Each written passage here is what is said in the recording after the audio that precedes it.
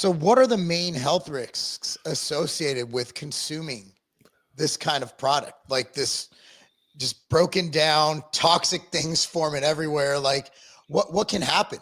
What can happen to us? Yeah, the aldehydes and polycyclic aromatic hydrocarbons are, correlated.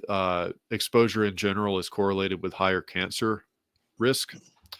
Um, just broadly speaking, I would say that, when we get into measuring specific health outcomes, we have to look back. There haven't been a lot of randomized controlled trials. There have really been no good ones since about the 60s or 70s. There are 3 or 4 that do point to specific health concerns where, some groups of researchers in the 60s and 70s looked at actually randomizing people to, like, okay, group A here is going to eat a lot of corn oil and group B is going to eat a normal diet for the time, which was, more animal fat based than today, and certainly more than the seed oil intervention group.